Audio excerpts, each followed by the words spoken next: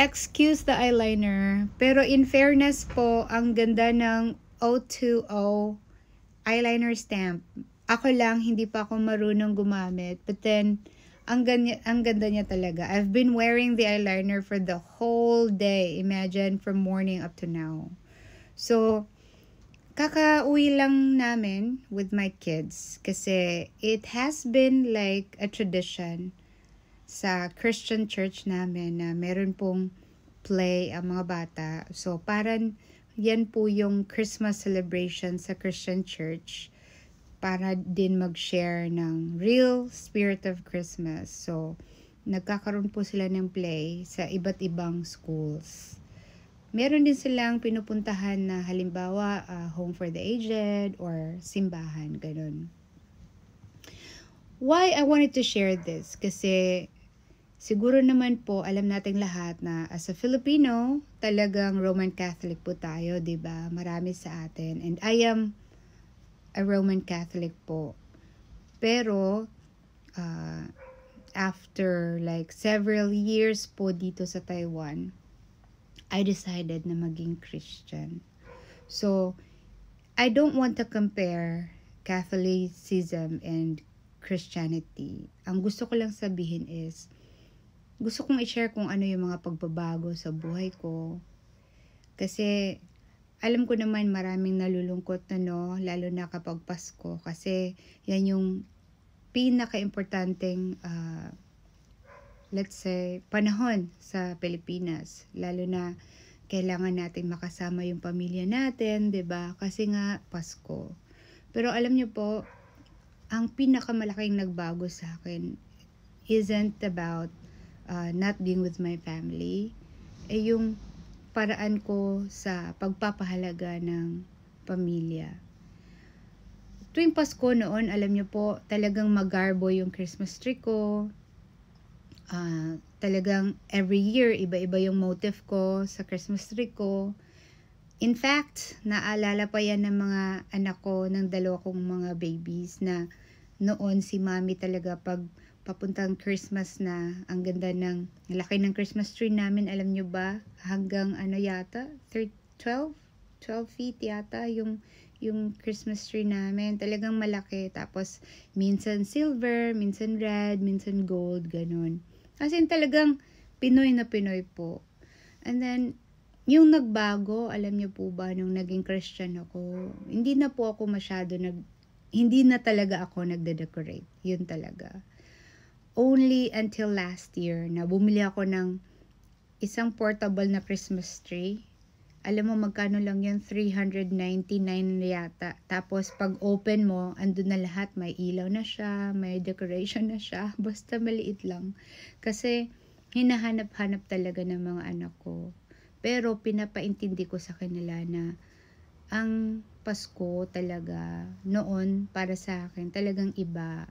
Gaya ng mga anak ko, talagang excited ako sa Christmas lights, sa Christmas songs. Pero nung naging Christian na si Mami, nagbago lahat talaga yung pananaw ko. And kung gusto nyo pong itanong, maybe we can have part 2 of this, bakit nagbago yung pananaw ko. But for now, dun muna ako sa bakit hindi na ako nagde-decorate.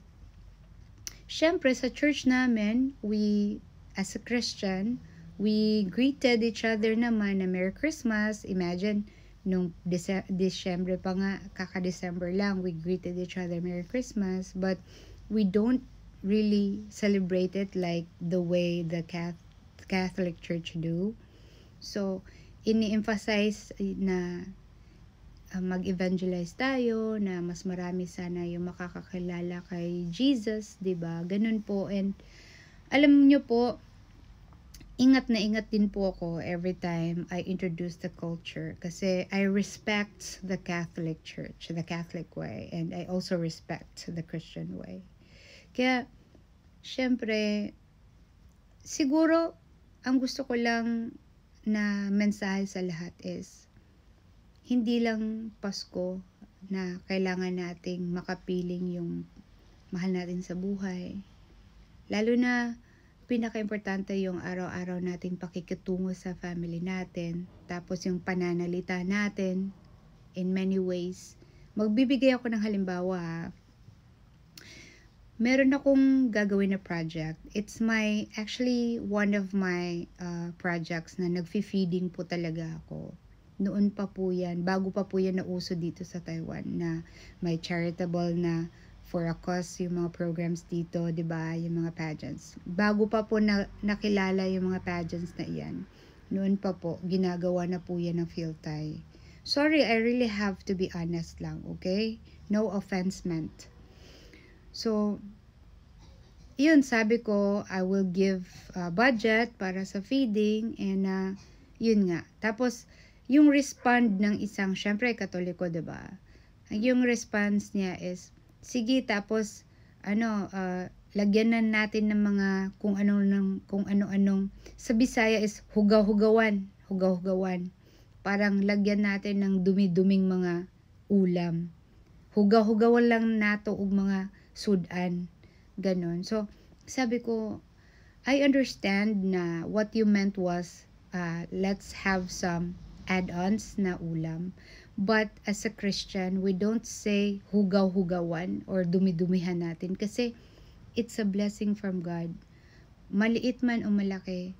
Alam mo, this is what I wanted to say. Ito na lang. Wag na maraming salita.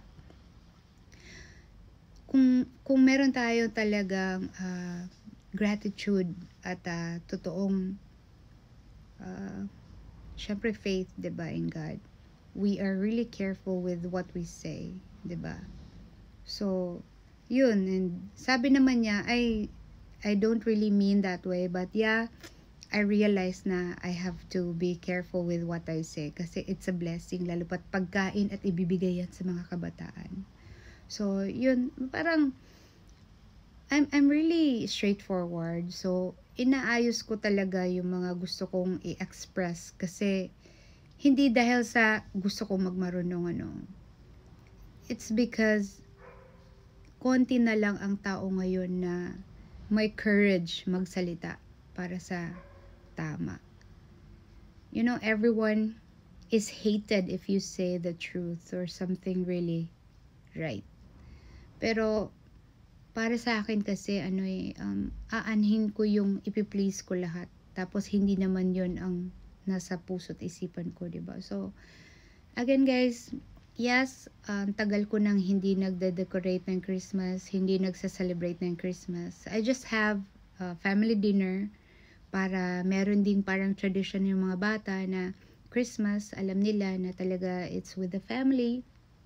But yung malaking celebration tulad ng ginagawa ko noon, talagang hindi ko na ginagawa. And I'm happy too na nagbago ako, mas simpler po yung buhay. And mas hindi mo kailangan ma-miss yung family mo for that day, 'di ba? You have to give time to your family every moment na may chance ka. So, ang importante kasi naman kung paano mo pinatutunguhan yung family mo. Like, who you are as a family, not just a friend, 'di ba? Kasi ang totoong ikaw, kung mabuti ka sa ibang tao, dapat parehong kabutihan ang binibigay mo sa family mo. So, Merry Christmas everyone.